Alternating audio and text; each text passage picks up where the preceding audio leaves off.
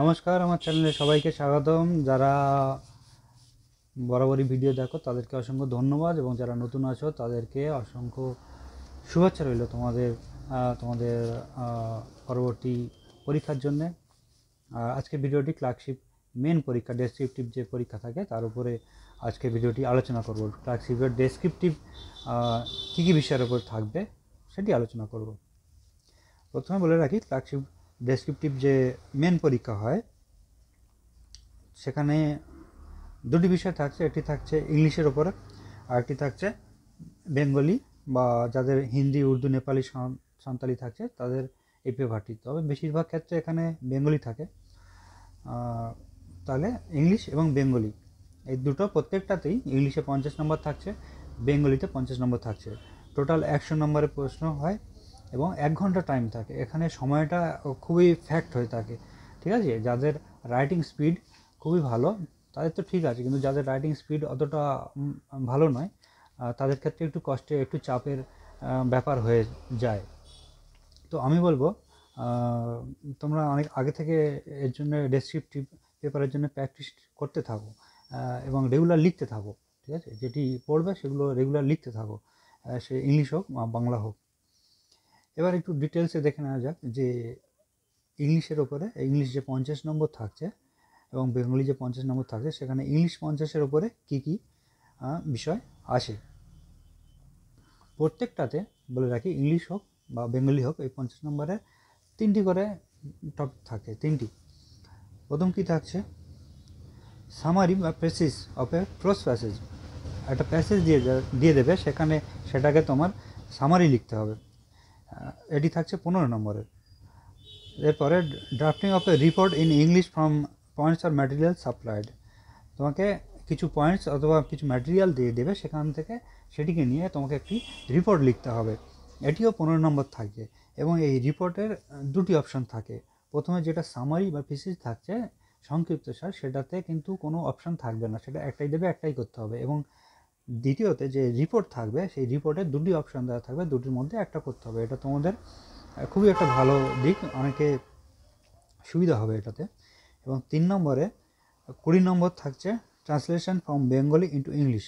বাংলাতে একটা প্যাসেজ দেওয়া থাকবে, সেটাকে তোমাকে ট্রান্সলেট করে ইংরেজিতে করতে হবে। এটির উপরে থাকছে 20 নম্বর, ঠিক আছে। তো প্রথমটা সামারিতে 20 নম্বর, রিপোর্টে সামারিতে 15 নম্বর, রিপোর্টে 15 নম্বর এবং 20 নম্বর ট্রান্সলেশনে থাকছে। এবং এরপরে যে বেঙ্গলি সাবজেক্টের উপর যেটা থাকছে, সেখানে কি থাকবে দেখে নেব। সেখানেও ওই সেম প্যাটার্ন থাকবে। প্রথমে থাকছে summary or process of A pros passage. একটা প্যাসেজ থাকবে, সেটাকে তোমার সংক্ষিপ্ত সারে লিখতে হবে, যেটা আমরা বাংলায় সহজ বাংলায় বলি সংক্ষিপ্ত সার, সেটা লিখতে হবে। এটা 15 নম্বর থাকছে। দ্বিতীয়তে থাকছে রিপোর্ট লেখন। এটা তোমাকে রিপোর্ট লিখতে হবে। ওখানে কিছু পয়েন্টস দেওয়া থাকবে, কিছু ম্যাটেরিয়াল দেওয়া থাকবে, বলে দেওয়া থাকে এই ব্যাপারে একটি রিপোর্ট লিখতে হবে। সেই অনুযায়ী তোমাকে একটা রিপোর্ট লিখতে হবে এবং এই রিপোর্টেরও দুটো অপশান থাকবে, দুটো অপশানের মধ্যে একটা লিখতে হবে। অন্য কোনোটাতে কিন্তু অপশান থাকবে না, শুধুমাত্র রিপোর্টের ক্ষেত্রে দুটো অপশান দেওয়া থাকবে, দুটোর মধ্যে একটা লিখতে হবে। 3 নম্বরে translation from English to Bengali. এখানেও আবার ট্রান্সলেশন থাকছে 20 নম্বরে, আর ট্রান্সলেশন থাকছে এখানে ইংলিশ টু বেঙ্গলি। প্রথমে বাংলা থেকে ইংরেজিতে ছিল, এখন ইংরেজি থেকে বাংলা। তাহলে এই থাকছে টোটাল সিলেবাস ইংলিশ আর বেঙ্গলি ক্লার্কশিপ ডেসক্রিপটিভ ক্লার্কশিপ মেনের জন্য। এবং এটি 50 ইংলিশ, 50 বাংলা, টোটাল 100 নম্বর থাকবে। এবং 100 নম্বর এর উত্তরটা লিখতে হবে কেবলমাত্র 1 ঘন্টায়, যেটি খুবই চাপের। আমরা যারা 2019-এর ক্যান্ডিডেট আছি তারা খুবই ভালোভাবে জানি যে কতটা মানে সমস্যার মধ্যে পড়তে হয় 1 ঘন্টায় লেখার জন্য। এই 6টা বিষয় মনে রাখতে হবে, টোটাল 6টা বিষয় লিখতে হবে শুধুমাত্র 1 ঘন্টার মধ্যে। তো তাই বলে রাখছি, তোমরা খুব আগে থেকে একটু প্রিপারেশান নিয়ে রাখো, সেখানে তোমাদের সুবিধা হবে। যারা ভাবছো যে হয়ে যাবে সহজ জিনিস, সেটা ভুল ধারণা এবং সেটা তোমরা পরীক্ষার হলেই বুঝতে পারবে যে তোমরা ভুল করেছো। সুযোগ আসলে সবসময় আসে না, সুযোগের সদ্ব্যবহার করতে হয়। তোমাদের এখন টাইম আছে, তোমরা সেই সুযোগকে কাজে লাগাও, সেই সময়কে কাজে লাগাও। তোমরা আরও প্র্যাকটিস করে থাকো এবং নিয়মিত লিখতে থাকো, যেমন মুখস্থ করছো নিয়মিত লিখতে থাকো।